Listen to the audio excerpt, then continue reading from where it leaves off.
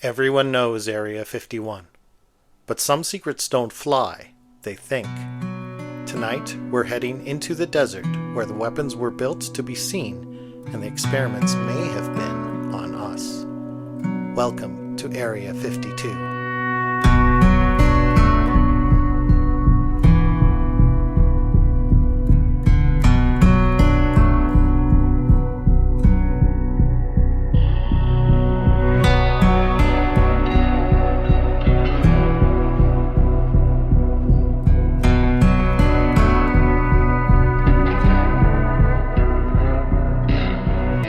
Good evening, everyone, and welcome to the Common Anomaly Podcast. You're listening to Season 3, Episode 1. I'm your host, Stuart James. Joining me today is Clayton James. How's it going, brother? It's going really good. I'm excited to be back. Me too. I'm really excited to be back. Did you find it difficult not to be working over your holiday break?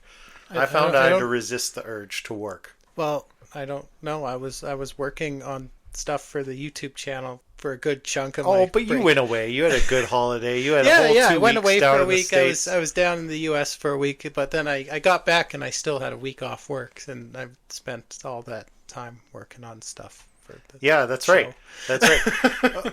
We're going to be diving into Area 52 on this episode, which I'm really excited to talk about because I did spend a lot of my holiday time UFO research. I was reading Richard Dolan's book on USOs, or I guess the first volume of it that came out in 2024, and I was reading Annie Jacobs, and there was all kinds of UFO stuff and disclosure stuff that I was looking into. It's very much a bread and butter topic, so I'm really looking forward to digging into that in this episode. But first, I thought, since you brought it up, we should talk about our shorts that we did, our little bonus contents that we did for YouTube. Yeah, you did one, I did one.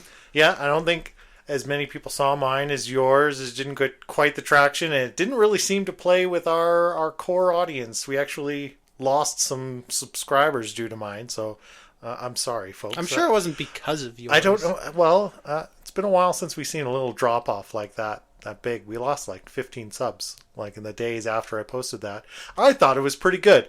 It definitely... I liked it. I thought it was better than the one I did at Halloween, at least production-wise. I think I leveled it up a little bit. I do remember talking to you before it came out and saying I was a little worried about it because it did feel a little Ancient Aliens, which I think it was. The kind of the vibe of it was very Ancient Aliens, if you know that program from the History Channel. But I think that kind of stuff is fun. And that's what it was all meant to be. It was fun. But yours was a whole other level. Like, I was amazed by yours. You actually made like a short movie, a narrative zombie apocalypse based on our old episode. Well, yeah, we were talking in our last episode. We were just kind of having this discussion about our favorite episodes. And I was kind of humming and hawing about it a bit. And then after we finished recording, I got home and I was like, how did I not bring up Dead Chinook? I loved that episode. That episode was so much fun. Yeah, we dropped the ball on that on our final episode. Yeah, and I had already decided I was going to make, a short video over Christmas, and I was going to actually do something completely different. And then I got all excited about revisiting Dead Chinook, because I always thought, that was such a fun episode, but it was still really early days for us. We didn't know what we were doing as much, so It's pretty rough around the edges. I said, it would be so much fun to revisit that. And I had this idea. I'll put together like a short little documentary about it. And then it was originally just going to be 10 minutes. And then I got into it. I'm like, there's no way I can fit this whole story into 10 minutes. So I'm going to have to do a part 2 now. I've committed myself to a part 2.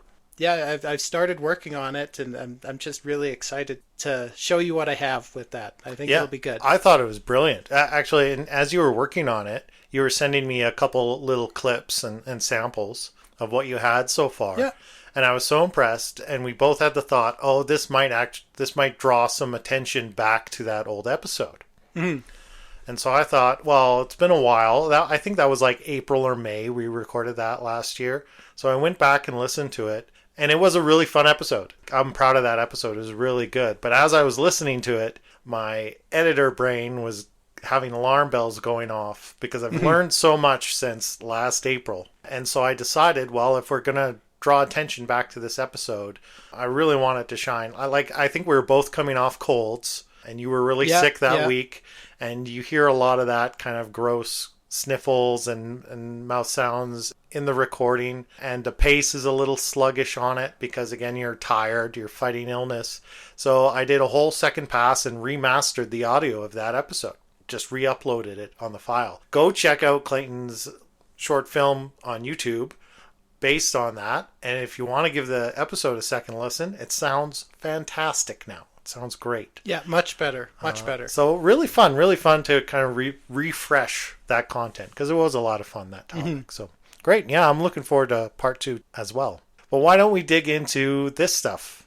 Yes. Area 52. So this was your idea. I have to admit, this one I was a little like, is that even a topic? I don't know. Well, I kind of pitched this kind of half jokingly in our last episode. I'm like, yeah, that sounds like fun. And then I started actually researching it. And this one was a difficult one to research. Yeah, it's kind of an interesting topic because unlike Area 51, Area 51 is a real place. Mm-hmm. And that is, among other things, one of its designations. Yeah. But Area 52 is a little more nebulous. It's more lives in the world of an idea that's come through conspiracy circles and whatnot. In my mind, I equate it as more of an umbrella term that encompasses this network of black projects and sites around the continental United States where they're conducting various forms of research, or that might be connected to some of the work that is allegedly done at Area 51. It's not all done in one place. Yeah. And so Area 52, in my mind, is a label that's basically the bucket for that network. Yeah. I really want to just demystify the naming a bit. Why is it called Area 51 in the first place? Well, because there's a little 51 on the map. Because it's between Area 50 and Area 52. The Groom Lake facility, Area 51, is built on the Nevada test range, a military proving ground where they test ordnance, and the land that makes up that site is divided into a grid. Yeah. And where they built that facility just happened to be on grid 51. Yeah. That doesn't imply that there's a base called Area 50 or a base called Area 52. I think Area 51 first entered the public consciousness with Bob Lazar. Yeah. There had been people murmuring about this base at Groom Lake prior to Bob Lazar, but Bob Lazar coming out, going on the news and talking about the work he did there, that's what really gained it a lot of attention in the mainstream. Yeah, that's right. So immediately people start speculating, are there other bases? Well, there's Patterson. There's, I think, Dugway is the other big one that people point to. And there's a third one. I think your main one you want to talk about today. The Tonopah Test Range. Right. Yeah. Actually, Tonopah Test Range is probably the primary one that comes up when people talk about Area 52. When people talk about Area 52, they're, like you said, an umbrella term for where the work continues. Why would the work need to continue somewhere else? Well, Area 51, after Bob Lazar, became more public-facing. It was under a lot of public scrutiny, often referred to as America's worst-kept secret, because it's this secret base everyone knows about. In theory, if there was some really top-secret stuff going on there, they would probably want to move some of it to other sites. Well, and it just doesn't make sense. Those black projects, those secret projects, they just don't work like that, where it all happens under one roof. Yeah. So it makes sense that there would be a network, that there would be multiple nodes where different aspects of this research were taking place. Mm-hmm. In my mind, that's what we're talking about. And that's the curious information for me. Not so much, can we pin down what is this location, if it actually exists, that we're going to put that label Area 52 on. What is this network working towards? Yeah. That's the story for me, right? Yeah, and that's very much echoed by John Lear. John Lear was the guy who introduced Bob Lazar to George Knapp. When Bob Lazar initially came out, George Knapp was who initially interviewed him. John Lear is who made that introduction. Who is John Lear? John Lear is, or he was, he passed away recently in 2022, I believe. He was an avid aviator. He was the son of a man named Bill Lear, who actually owned his own aerospace company. So all throughout his life, he was exposed to aerospace stuff. Pilots, military contractors, insiders. Yeah. And he became a very accomplished pilot. He had flown 160 different types of aircraft over the years. He held 18 different aviation speed and endurance records. He was an aviation writer and he was a safety advocate. He was a guy who knew his stuff when it came to aviation. Yeah. In the 70s and 80s, he became a big believer in the UFO phenomenon. Okay. Now, he had never claimed to have seen anything definitive. He wasn't an insider when it came to, military top secret stuff. Right. But he knew a lot of people in aviation. He knew a lot of military contractors. And he describes putting dots together in stories people would tell him. Interesting. This is how he came to first meet Bob Lazar. Is that where his interest began? Was his interest in UFOs born out of connecting those dots and him suspecting there's something more happening that I'm unaware of? Yeah. Or yeah. did he just have a personal interest? No, his interest in it was born out of him connecting dots in stories people were telling. And he said he had seen some unexplained stuff himself, but always at distance. Right. So he smelled something fishy going on. Yeah. Okay, interesting. And this is his connections in aviation and through military contractors is how he befriended Bob Lazar. Right. Before Bob Lazar had come out as a whistleblower, this was while Bob Lazar was supposedly still working at S4. John Lear is actually one of the friends of Bob Lazar that Bob Lazar took out to the base to watch the test craft being flown. Oh, okay. All right. So, and it was John Lear who, right after all this Area 51 stuff became public knowledge, John Lear was the one who said Area 51, from what I know, is only the beginning. Area 51 is just part of a much larger network. And I believe it was him who first coined the term Area 52. Right.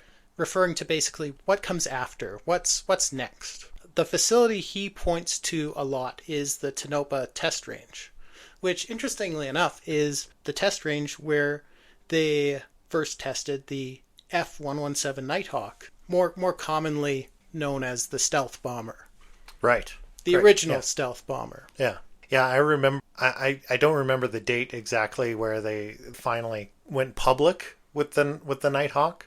It was in the late 90s. 80s. It was in the very late 80s, but it had been under development since, I believe, 1978. Yeah. Is when they started development of it. But I remember seeing a news broadcast or whatever, I don't know, who knows, but revealing this plane and being a kid and watching it on TV and thinking, oh, that's a UFO, right? Because it's all black and triangular, right? And has all these weird angles and facets to it. It really looked like something very different from the jet aircraft that you're used to seeing. It looked a lot like those black triangle UFOs people say That's right. they see. Yeah, and that came out in discussion immediately right away. Oh, this explains it. Every triangle you've ever seen is just this plane in testing, right? Yeah. But it's crazy because that was the late 80s. And it's crazy to think it is 2026 now. Yeah. And that aircraft still looks so science fiction. It does. Yeah, it does. Even by today's standards. There's a lot of technical stuff about why it looks like that. I went on this huge tangent during my research, just looking at different stealth planes. Yeah. And kind of the science behind that. It was actually really interesting. Yeah, well, and I find the whole secret program stuff very interesting. I know some people just look at that as all conspiracy theory. That's just pure conspiracy theory. They couldn't actually keep a secret, can't hide these kinds of things because the word would get out. It'd be too complicated. But what I found really interesting as I was reading, I think I already mentioned Annie Jacobson's book called Area 51. Yeah. And it gives you a really good history of just where these black projects started. It is all kind of born out of the atomic era, out of Manhattan Project? Yes, thank you. The Manhattan Project. And that's where it all started. And I actually want to read this little excerpt about the Manhattan Project just to illustrate how well secrets can be kept. Yeah. And so she writes, building the bomb was the single most expensive engineering project in the history of the United States. It began in 1942, and by the time the bomb was tested, inside the White Sands Proving Ground in New Mexico High Desert on July 16, 1945, the bomb's price tag, adjusted for inflation, was $28 billion. The degree of secrecy maintained while building the bomb is almost inconceivable. When the world learned that America had dropped an atomic weapon on Hiroshima, no one was more surprised than the U.S. Congress, none of whose members had any idea it was being developed. Vice President Harry Truman had been equally stunned to learn about the bomb when he became President of the United States. On April 12, 1945, Truman had been the chairman of the Senate Special Committee to investigate the National Defense Program when he was vice president, meaning he was in charge of watching how money was spent during the war, yet he'd had no idea about the atomic bomb until he became president.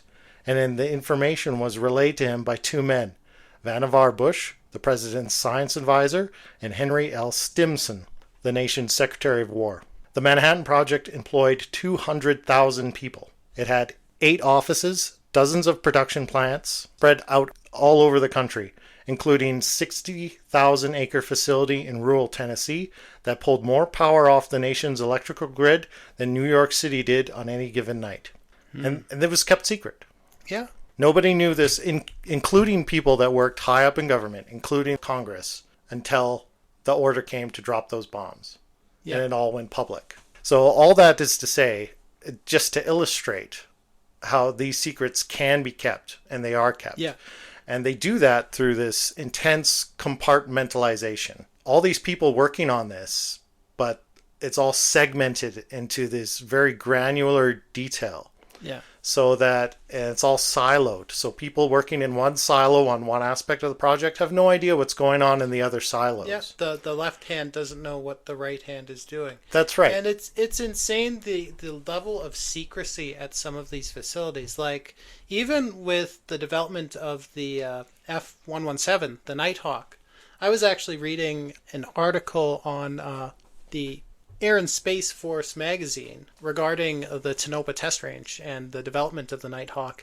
This article goes into this Colonel Al Whitley, who became sort of a whistleblower regarding the Nighthawk after the fact. Not about the project itself, but the insane amount of secrecy surrounding the project. Right. And it's described that he would leave for work Monday morning and he would come back to his home and see his wife on Friday evening. What happened during that week, he was not allowed to discuss with his own wife. He was never allowed to discuss it with his own wife. He kind of led a double life.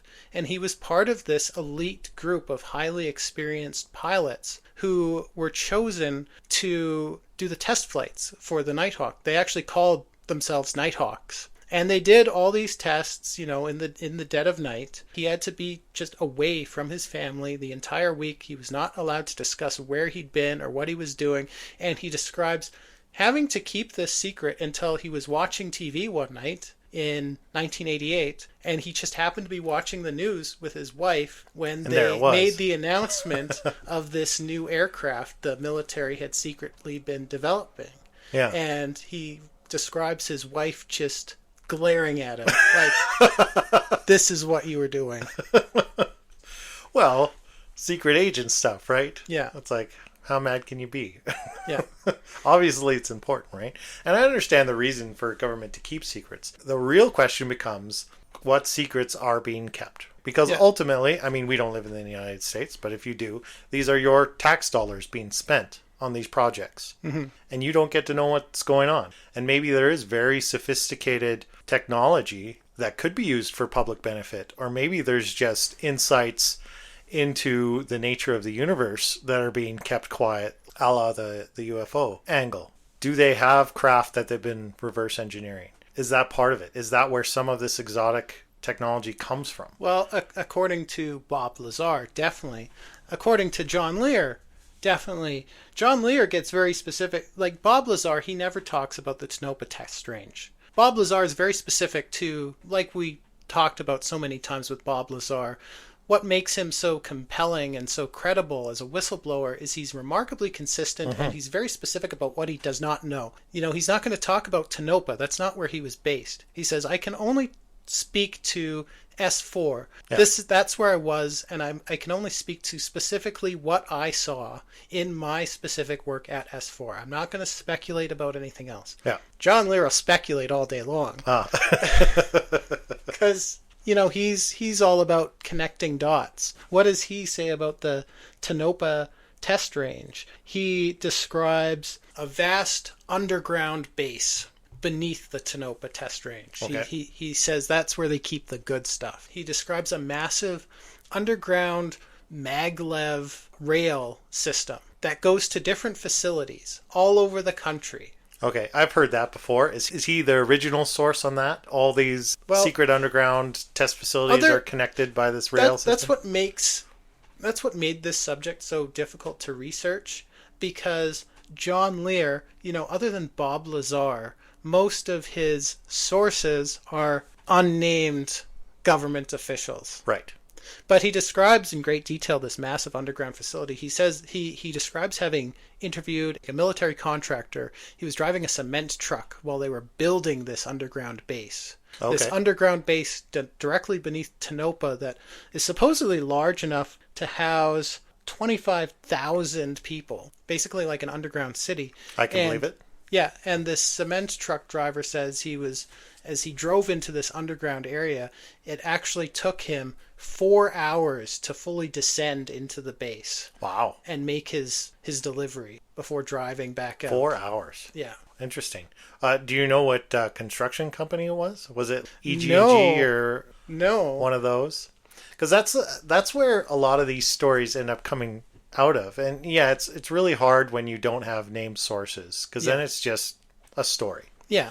But that's the part that fascinates me about this, is because, at the end of the day, when you're building these facilities, somebody's got to lay the concrete. Somebody's got to do the drywall. Yep. Someone's got to hook up your electricity, right? And the HVAC.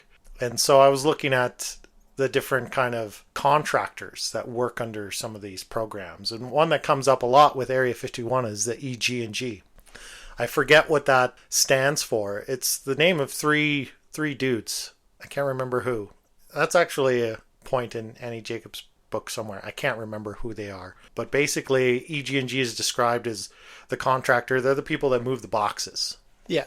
They do all that grunt work. My kind of people. Right? Yeah. Because, at the end of the day, that stuff needs to happen. Somebody needs to do it, and they're suddenly in a need to know, right? Yeah. They might not know all the high-level specifics, but they're in a point where they have the opportunity to witness things and glimpse certain pieces of information. More often than not, that's where you're hearing these whistleblowers or these fantastical stories coming from. Yeah. Are the people on the ground. The guy who's assigned to guard the door. Yeah. Which I think that's fascinating. I don't know that I would argue that lends credibility to those stories, because, again, if you don't have a source, if you don't have a named source, you don't have anything. Yeah. But a good story. Well, as John Lear has been quoted as saying, "I don't expect you to believe me, but I expect you to investigate." Well, I tried, John Lear. I'm doing my best. I wish you had more named sources. Hard to investigate. Bob Lazar himself is pretty credible. But in our assessment, yeah. Anyway, so John Lear describes this network of bases where basically Area 51 or Groom Lake is where they have the original relics. Okay. The crashed UFOs they've recovered. Yep. That's where they do the reverse engineering work. Okay. But what comes out of that, what he calls alien reproduction vehicles, or ARVs. Right. These are our attempts to mimic those technologies. We need somewhere to test those out. We need somewhere to work the bugs out of that. That's where Tonopah comes in, or facilities like Tonopah Test Range come in. So Tonopah kind of takes the discoveries that comes from the team out of Area 51, and they turn it into applicable technology that we can use. Yeah. They find the use case for it, right? And it's interesting because I just talked about the F-117 Nighthawk. It was developed at It was tested at Tonopah. It came out of Lockheed Martin's, what they call their Skunk Works division. Mm-hmm. And basically this is a division of Lockheed Martin. Their mission statement is to develop the most cutting-edge aircraft in the world. And they're going to go about it in a very quick and dirty way. Their philosophy is fly it now, explain it later. They want to develop things and cut through the bureaucracy that would normally be associated with that. They had a very quick prototyping turnaround. Right. It was very dangerous work. But you just commented on, seeing the Nighthawk for the first time, and it looked so alien, Yeah. and it was a pretty big leap in technology. Oh, yeah. Just the stealth capability. Like, Yeah. this is an invisible jet to radar. And if Right? you, That was extremely novel at the time. Yeah. That was like, what? well, it's not actually invisible. Visible to radar. Yeah. But, if you were reverse engineering something as exotic as a craft from another world, wouldn't you start with basic frame, how it's shaped?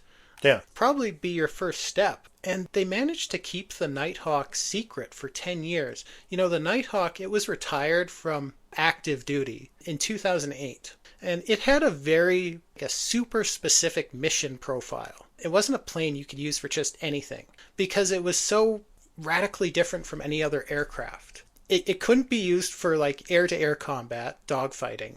Yeah. It had no air-to-air weaponry. It was very specifically used for like first night of a war, strike something deep and really hardened in enemy territory. Right. Completely unexpectedly, because it would be invisible to radar. It was very difficult to fly, apparently, because its airframe was so geared toward this weird geometry that made it invisible to radar.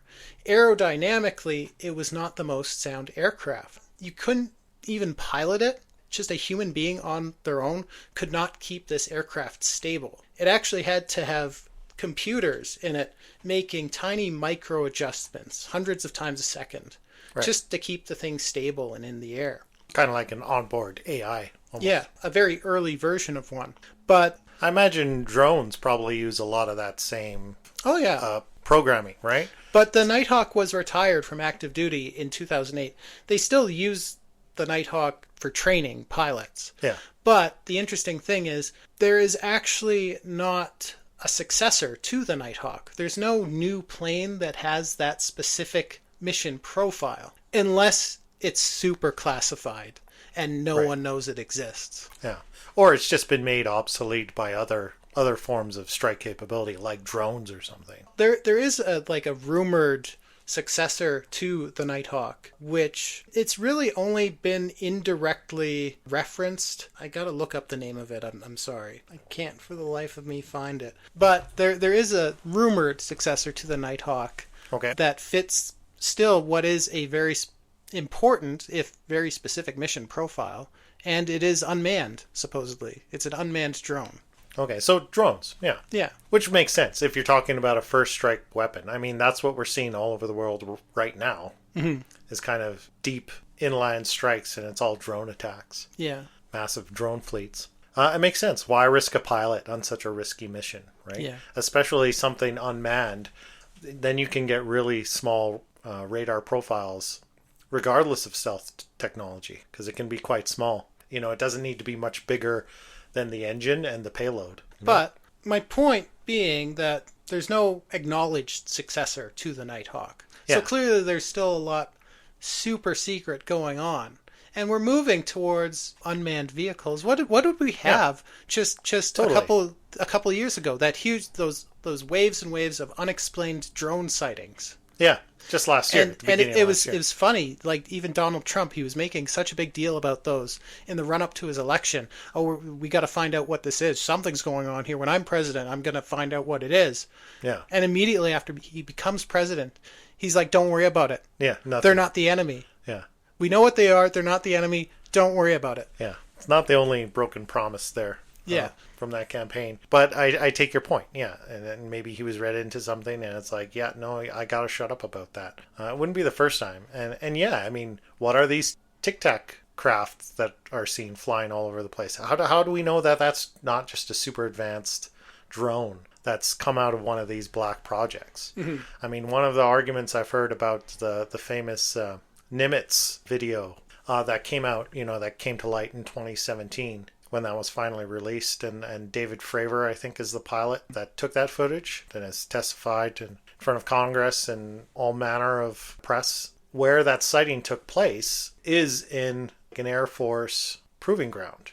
Yeah. Like it's controlled airspace. And that's what made the sighting scary for the pilot that obviously had no idea what that was or what was going on. But it's on a testing ground. right? Yeah. It could have been it could have been just technology way and the rest of it could just be a massive disinformation campaign.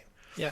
I just watched Age of Disclosure documentary that just came out in December. I finally got around to it. I say finally, it's been a month. I was waiting for it. I thought if I waited long enough, it would be free. But it seemed like it would be really good a thing to watch in preparation for this episode, so I finally broke down and rented it last night. It's really good. I really suggest you go watch it. Yeah, I haven't seen it yet, but I'll put a link in the show notes. You were talking it up as we were driving here, and yeah, I'll watch it this weekend. It's really well done, and I mean, I've been interested in this stuff a long time. Obviously, working on the show, and UFOs are bread and butter topic. You start to feel like if you've seen one UFO documentary, you've seen them all. But this is definitely one of the very best I've ever seen. And it definitely had some information, some stories in it that I never heard. And basically every person they speak to that's being interviewed in this documentary is someone who is right now actively working in government, in the CIA or for the Air Force or in the DOD at very high levels. And some of them come out with some pretty incredible statements. And I won't drop any spoilers, but obviously Louis Elizondo is a big name in that whole circuit, and he's in there sporadically throughout, but the documentary actually ends with him, and he says something quite haunting at the end.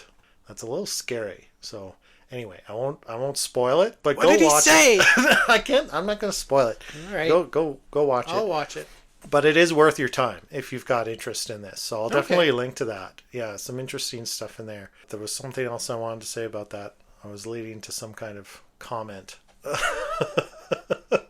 Well, don't look at me. I know. I always do this. I start, and then halfway down the road, I forget the point I was going to make. Anyway, let's skip over it. Anyway, it's interesting because you could kind of, you start looking into this, you could kind of build a timeline in your head, and you think, okay, like immediately after Area 51 becomes public, the theory, according to John Lear, there's too much public attention on Area 51. We've got to move some of these operations elsewhere, and the Tonopah Test Range was not known for UFO sightings. Right.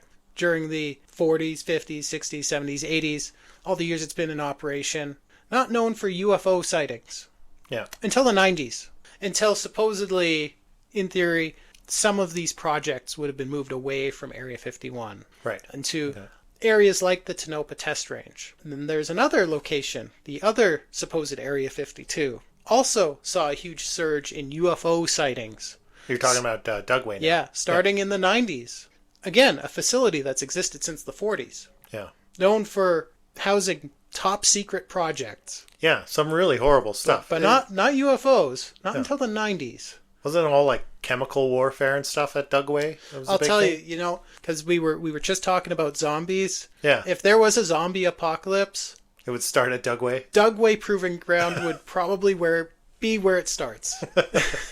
Yeah, researching Dugway this week, there's some pretty awful stuff that was proven to go down there. There was this, I think there was a one big case, what was it? It was called the Skull Valley Sheep Incident. And 1968, right? Yeah, 1968, ranchers in Skull Valley, Utah, downwind of the Dugway Proving Ground, saw 6,000 sheep just overnight drop dead. Yeah, nobody knew what was going on. It was like the local sheriff's department that finally figured out it was VX nerve gas or something, right? Yeah, the military denied any involvement. They denied that Dugway Proving Ground had anything to do with this. They denied until it got proven by the press. It wasn't until much later, when faced with overwhelming evidence, that it was VX nerve agent that killed these sheep, did Dugway raise their hand and say, "Yeah, we were testing that." Yeah, and it turns out they were testing all manner of chemical warfare, but just on those proving grounds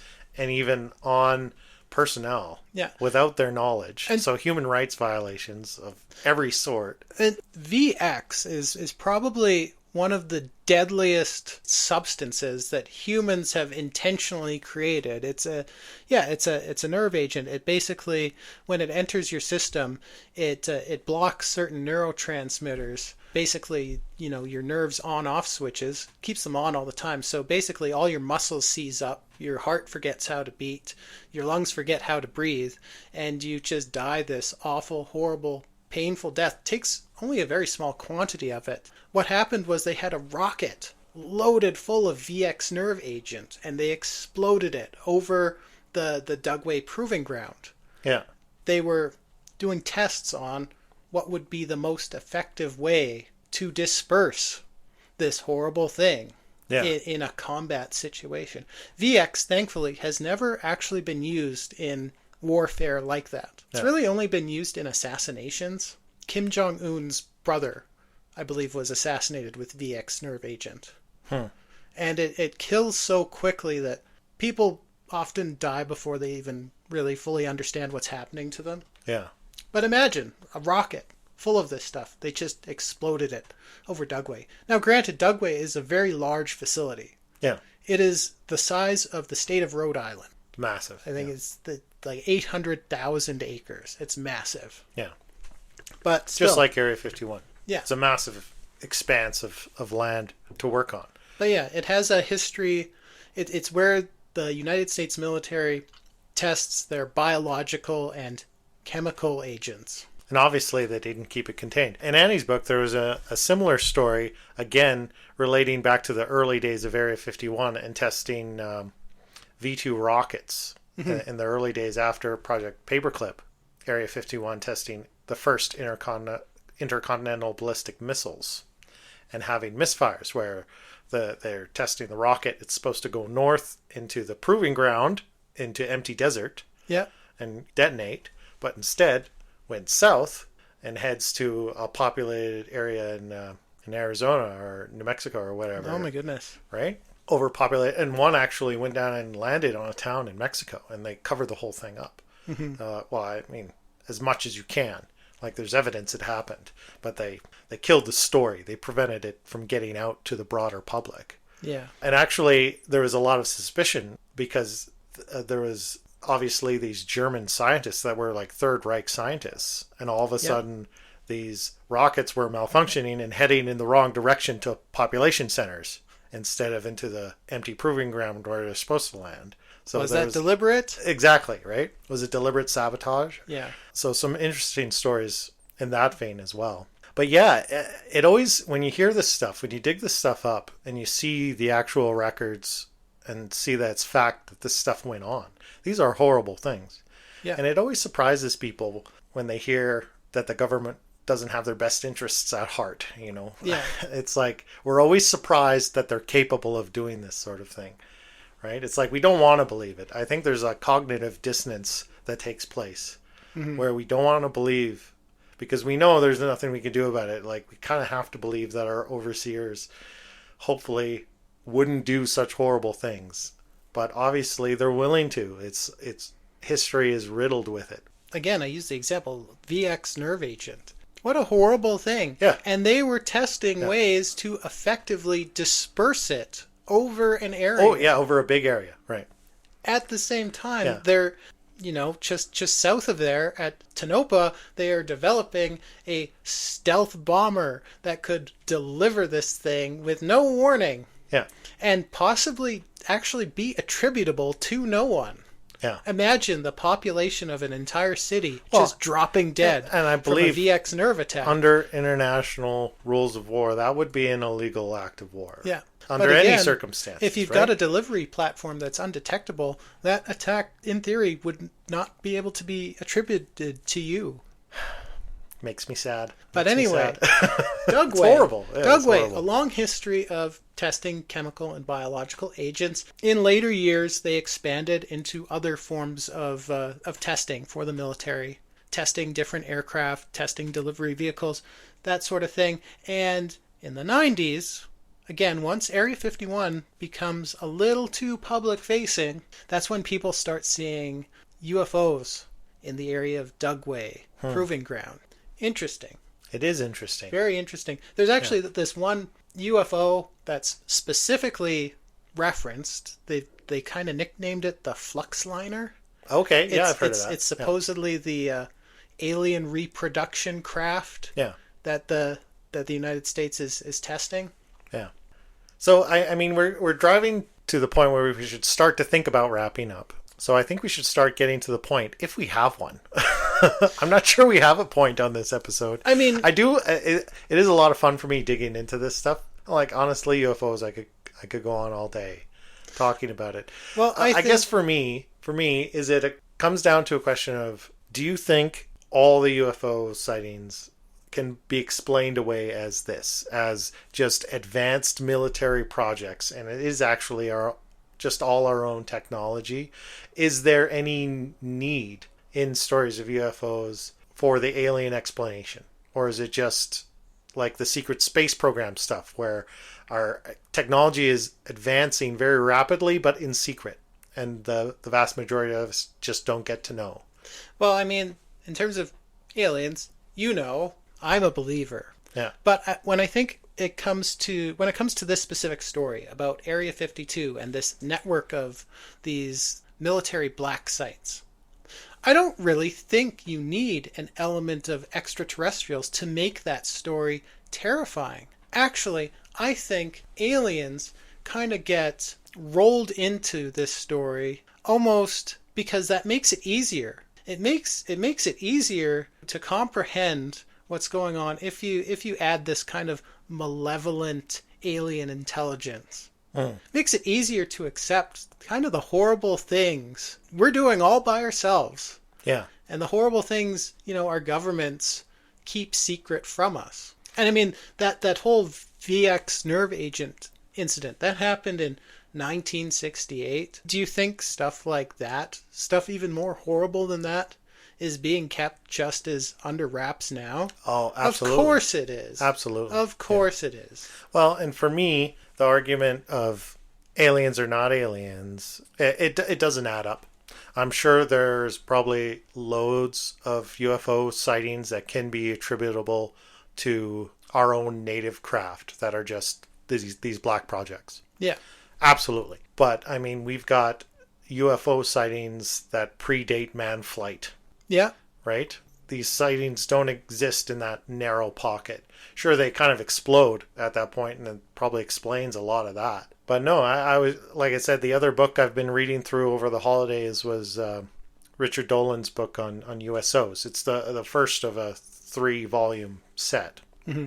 I'm just reading the first one that came out in 2024, I think. Yeah, and it's basically a study where he's compiled all these USOs, if you don't know, is unidentified submerged objects. So we're talking about sightings that happen in the ocean, or these transmedium craft where there's a sighting of a UFO, but it seems to have no problem going from space to atmosphere to ocean seamlessly, moving at great speeds underwater. Like, water is thicker than atmosphere, so it's like our fastest military craft, they go at something like 40 miles per hour. Yeah. If they're on land, right? They move very slowly because water's thicker than atmosphere, right? Mm-hmm. It's a much more dense medium to move through.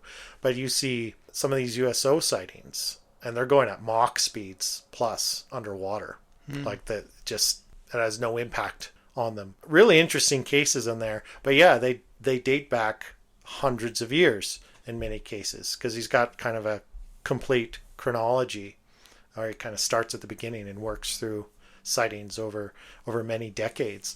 So yeah, you can't explain that away with secret military craft when you're going back to the 1800s, the 1700s. And some of those sightings are pretty incredible. I'd like to do an episode on USOs at some point.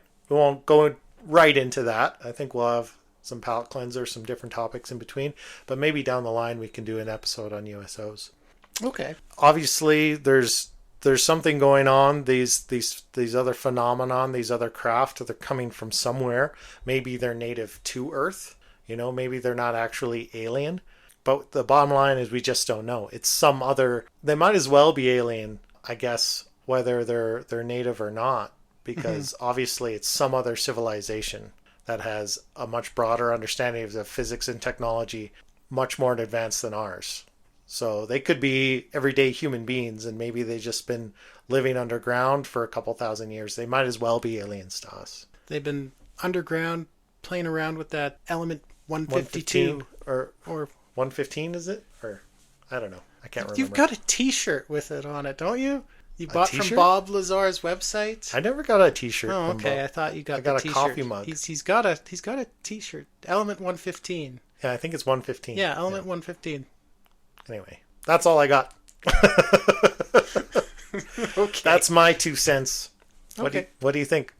About you not getting that T-shirt? I think that's a No, damn shame. we're done with the T-shirt.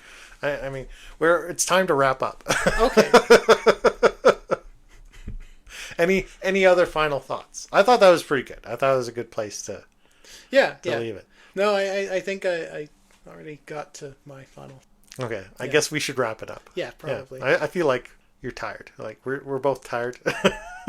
Probably. Recording on a Friday night again. It's been a hell of a... It was my first week back to work. We're just easing After ourselves 2 back weeks in. off. That's what it is. We're easing ourselves back in. You know, we've been off for a couple weeks. We got to get back in the rhythm. Yeah. We got too relaxed over our holidays. Okay, we'll leave it there. Fun discussion. Yeah. Really fun. Again, we're on a new production schedule. I'll just remind people, if you don't recall, we're doing bi-weekly episodes now. So just 2 episodes a month of the audio podcast. So there'll be no audio podcast next week. It'll be the week after. And we'll have 1 video a month.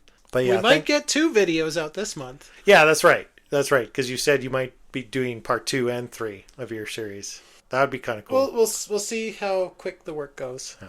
I'm excited to be working on it. Yeah, I'm looking forward to it. The first one was great. I can't wait to see what else you got. Have a great weekend, everybody. Thanks for listening. Please like, subscribe, comment. Tell us what you think. Tell us what you think about Area 52. Tell us whether you believe it's alien technology or just secret government projects. Let us know in the comment section. Thanks very much for being here. Have a great weekend and good night. Good night.